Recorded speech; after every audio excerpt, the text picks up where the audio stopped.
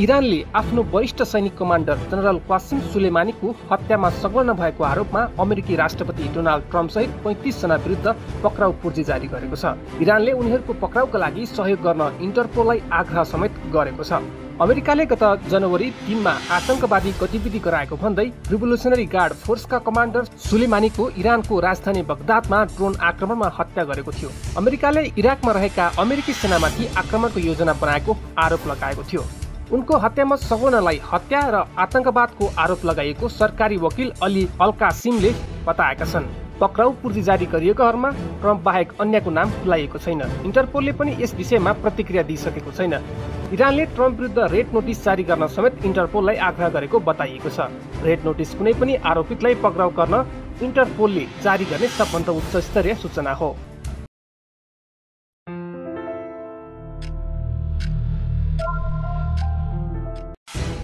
अमेरिकी जनताको ज्यान चीनको हातमा रहेको चर्चित समाचार संस्था सीएनएनले बताएको छ। कुनै बेला घृणित शत्रुको रूपमा व्याख्या गरिएको कम्युनिस्ट देश चीनले मात्र अमेरिकी जनताको ज्यान जोगाउन सकिने सीएनएनले बताएको हो। कोरोना भाइरसको उद्गमस्थल चीनको वुहानलाई केन्द्रबिन्दु बनाएको बेला अमेरिकाले अमेरिकी जनताको स्वास्थ्य र जीवनको खतरा मानेको चीनकै प्रविधिमा अमेरिकी अहिले भर पर्नु परेको छ। अमेरिकाले कोभिड-19 सँग लड्न चीनसँग 17,000 भेन्टिलेटरको माग गरेको छ। न्युयोर्क गभर्नर एन्ड्रयू कुमाउले तत्काल चीनले 1,000 भेन्टिलेटर अनुदानमा सहयोग गरेको बताउनु भयो। चिनिया सरकारको आधिकारिक निकायका अनुसार चीनमा भेन्टिलेटर बनाउने 21 उद्योगहरूमा अहिले विश्वका विभिन्न देशबाट 20,000 भेन्टिलेटर माग भएका छन्। यो संख्या आउँदो दिनमा बढ्ने देखिन्छ।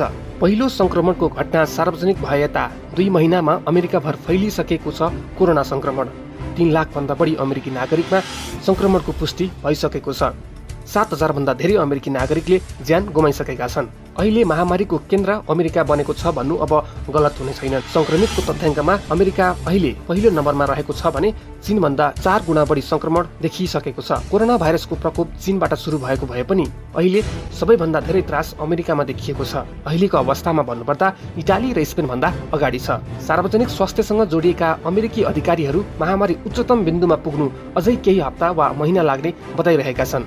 जे भने पनि यो महामारीले अमेरिकी स्वास्थ्य व्यवस्थाको कमजोरीलाई उजागर गरिदिएको छ। यो सङ्कटबाट पार पाउन अमेरिकाले जुन तरिका अपनाएको छ त्यसले उसका कैयौं कमजोरी उजागर गरिदिएको छ। तर यो अवधिमा विश्वकै सुपर पावरका कैयौं राम्रा कुरा पनि बाहिर आएका छन्। चर्चा गरौँ अमेरिकी कमजोरी र उपलब्धि। जब कोरोना भाइरसको प्रकोप अमेरिकामा बढ्दै गयो देशका हर कुनाबाट अस्पताल र डाक्टरहरूले गुहार माग्न सुरु गरे। उनीहरूसँग मास्क, सुरक्षाका कपडा र पिपी जस्ता सामग्री र गाउन तथा भेन्टिलेटर अभाव भएको व्यापक गुनासो सुरु भयो। महामारी सबैभन्दा धेरै फैलिएको क्षेत्रबाट यस्तो गुनासो आउन थालेको थियो। भाइरस संक्रमितहरूको उपचारमा खटिएका स्वास्थ्यकर्मी जरुरी सामग्रीका लागि तनावमा देखिन थाले। आफू पनि बाँच्नुपर्ने र बिरामीको पनि उपचार गर्नुपर्ने दोहोरो दायित्व उनीहरूमा थपियो। पर्याप्त मेडिकल संसाधन नहुँदा कैयौं अस्पतालमा स्वास्थ्यकर्मीलाई आफ्नो सुरक्षाका लागि प्रयोग भइसकेका सामान पुनः प्रयोगमा ल्याउन बाध्य बनायो। नत्र त्यसको विकल्पमा अन्य वस्तु मार्फत काम चलाउनु पर्ने भयो। भेन्टिलेटर अभावका कारण कैयौं राज्यका अधिकारी धेरै चिन्तामा छन्। उनीहरू यसकारण धेरै चिन्तित छन् कि हालत अझै खराब भएर भेन्टिलेटरमा राख्न बिरामीको छनौट गर्न नपरोस्। यसरी कसलाई भेन्टिलेटरमा राख्ने र कसलाई नराख्ने भनी छनौट गर्नु आफैमा दुःखदायी अवस्था हो। मंगलबार न्युयोर्क राज्यका गभर्नर एन्ड्रयू कुमाउले अमेरिकामा राज्य सरकार र संघीय सरकार मिलेर सामान खरिदको होडबाजी सुरु गरेको आरोप लगाएका थिए, जसका कारण मेडिकल सामानको मूल्य आकाशिएको छ। अमेरिकाको जर्ज वाशिंटन विश्वविद्यालयको स्वास्थ्य नीति एवं प्रबन्धका प्रोफेसर जेफरी लेबीले सरकार जरुरी आवश्यकताका सामान खरिद गर्न असफल भएको बताए। यस्तो अवस्था आउन नहुनेतर्फ सरकार चनाखो हुन नसकेको उनको तर्क छ। अमेरिकासँग अहिलेको महामारीमा उपचार गर्न न संसाधन थियो न त कुनै तयारी नै, प्रोफेसर लेबीले भने। अनि अवस्था यति खराब भयो कि अब चालिने सबै कदमहरू ढिला मात्र हुने भएका छन्। अमेरिकासँग यो महामारीसँग जुझ्नका लागि पर्याप्त समय भए पनि तयारी नदेखिएको जुफरको तर्क छ। हामीसँग चीनमा देखिएपछि यससँग लड्नका लागि जरुरी सामान बनाउन पर्याप्त समय थियो। उनले भने हामीसँग उत्पादन गर्ने क्षमता पनि थियो। यो समयमा पर्याप्त सुरक्षाका लागि आवश्यक सबै उपकरण निर्माण गर्न सक्थ्यौं। तर सरकारले यो अवधिमा आफ्नो क्षमताको प्रयोग नगरेको ठहर प्रोफेसर लेबीको छ। कोरोना भाइरसको भयंकर प्रकोप रोक्ने एकमात्र प्रयास भनेको धेरैभन्दा धेरै व्यक्तिको परीक्षण गरेर पत्ता लगाउने नै हो। तर अमेरिकामा यस्तो प्रक्रिया गर्न असफल रह्यो।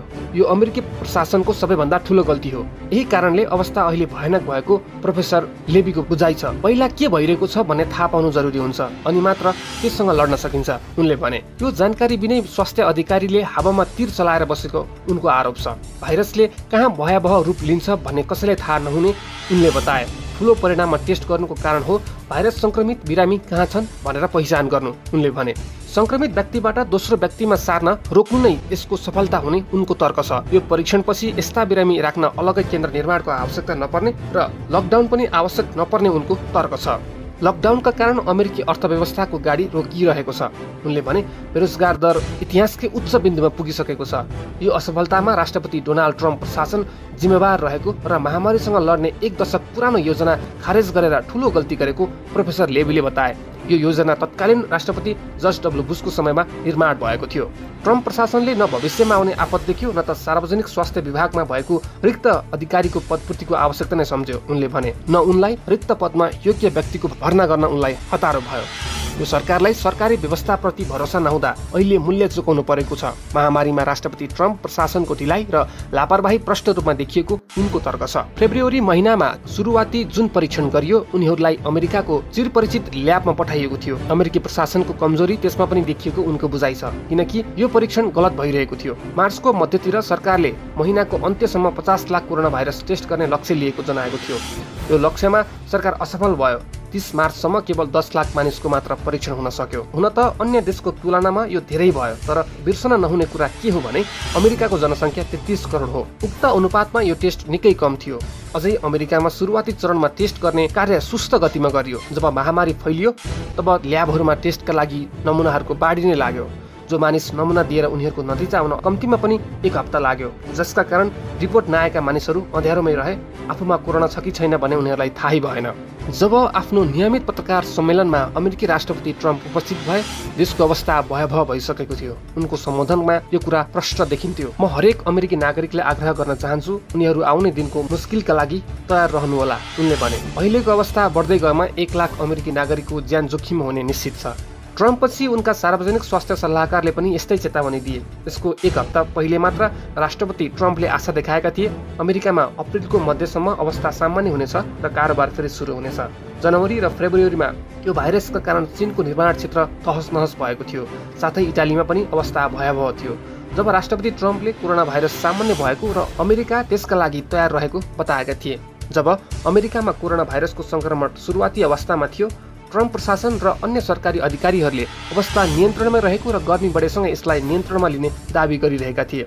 सरकारका शीर्ष नेतृत्व लगातार गलत अभिव्यक्ति दिइरहेका थिए। यही अभिव्यक्ति अहिले अमेरिकाका लागि समस्या भएको छ। महामारी नियन्त्रणको तयारी लगातार परिवर्तन पनि गर्न जरुरी हुन्छ, किनकि कहिलेकाहीँ तपाईँले जारी गरेको सन्देश पनि परिवर्तन गर्न आवश्यक हुन्छ, प्रोफेसर लेबी भन्छन्। तर अमेरिकी सरकारले त्यसलाई देखेन, आलोचना गर्नेहरूलाई निराश बनाइरह्यो। राष्ट्रपति ट्रम्पले त्यस्तो आपतकालीन अवस्थामा पनि आफ्नो फाइदा कसरी हुन्छ भनेर सोच्ने गरेको उनको आरोप छ। यसबाहेक ट्रम्प आफ्नो विरोधी डेमोक्रेटिक पार्टीका गभर्नरसँग पनि लडाईँ गरेर बसिरहेका थिए। जस्तो उनले न्युयोर्कमा मेयर एन्ड्रयू कुमोलाई सहयोग गर्नुको साटो आलोचना गर्नमै समय बिताए। मिशिगनका ग्रेचेन व्हिटमर विरुद्ध उनी ट्विटरमै आक्रमणमा उत्रिए। यो महामारीसँग लड्न संघीय सरकारको प्रशंसा गर्नुपर्ने तर्क अघि सार्दै बसे। अमेरिकाको फ्लोरिडा राज्यको समुद्री किनारमा छुट्टी मनाउन कलेजका विद्यार्थीहरू भएका थिए। न्युयोर्कका मेट्रोको डिब्बामा मानिसहरू ठेलमठेल गरेर यात्रा गरिरहेका थिए। लुसियाना राज्यको चर्चमा हजारौं मानिस भेला भएर प्रार्थना गरिरहेका थिए। अहिले यही चर्चका पादरी विरुद्ध भिड जम्मा गरेको आरोपमा मुद्दा दायर भएको छ। यस अवस्थामा पनि पादरी टोनी स्पेल एक स्थानीय टेलिभिजनमा कोरोना भाइरस राजनीतिसँग प्रेरित भएको, हामीले हाम्रो राजनीतिक अधिकार दिलो ज्यानले दिएर पाएका हौं, त्यसैले जेसुकै होस् हामी भेला भएर प्रार्थना गर्न रोक्ने छैनौं भन्दै थिए। पुरै देशका यस्ता सयौं उदाहरण छन् जसले सामाजिक दूरी राख्ने नियमलाई खिल्ली उडाइरहेको थियो। स्वास्थ्य र सरकारी अधिकारीहरूले सामाजिक दूरी राख्न भनिरहे, जनताहरू सामाजिक सम्पर्क बनाउन व्यस्तै रहे। कयौं राज्यमा कारोबार चलिरह्यो र भिडभाड भइ नै रह्यो। यदि मलाई कोरोना भाइरस हुन्छ भन्ने होस्, फ्लोरिडाका एक समुद्री किनारमा पार्टी गरिरहेको एक व्यक्तिले CBS न्यूज च्यानललाई भनेका थिए, म कोरोना भाइरससँग डराएर पार्टी गर्न कहाँ रोक्छु। राम्रो सोचका साथ लिएको केही कदमले गलत नतिजा पनि दिन्छ। न्युयोर्कको सबवे बन्द गर्नाले ट्रेन र बसमा मानिसको भिड बढ्यो, स्कुल र विश्वविद्यालय छुट्टी हुँदा विद्यार्थीहरू घर गए। हुनसक्छ उनीहरूले कोरोना भाइरस फैलाउन योगदान पुर्याए। देशमा पूर्ण रूपमा लकडाउन नहुँदा यी मानिसहरू परसम्म पुगेर उनीहरूलाई संक्रमण फैलाउने काम गरे।